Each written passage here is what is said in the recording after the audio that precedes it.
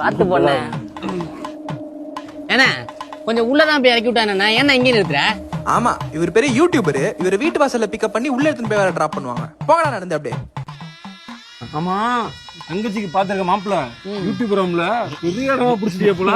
இல்ல எல்லாம் கடவுள் கொடுக்குறது. இவனே அந்த யூஐ முடிச்சியா இல்லையாடா? எல்லாம் முடிச்சிட்டேன். டேப் கலரை மட்டும் மாத்தி விட்டோம்னா ஓவர். ப்ரொடக்ஷன் எது மெயில் வந்துச்சு சால்வ் பண்ணிட்டியா?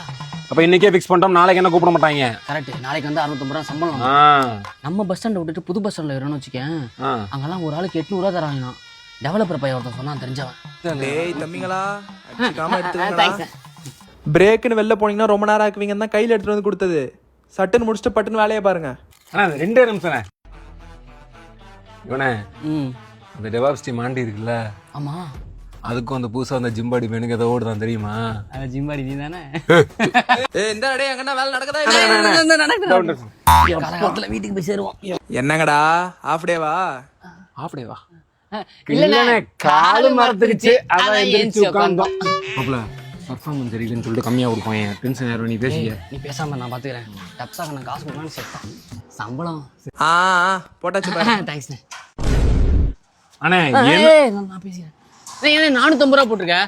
600 ரூபா சொல்லிங்கன்னா வண்டியில ஏத்துனேன். டேய் அடுத்த ப்ராஜெக்டும் அண்ணன் தாண்டா எடுக்கிறேன். அடுத்த வாட்டி சேர்த்து போட்டுடலாம். அண்ணா அப்ப நாங்க அதே பஸ்ல இதே சட்டை போட்டு நிக்கிறோம். அண்ணா இதே கருப்பு வெளில லொங்கினே விட்டு பேராதனே அங்கே நிக்கிறோம்னே. தங்கச்சி கல்யாணம் பாத்து பண்ண வரேன்.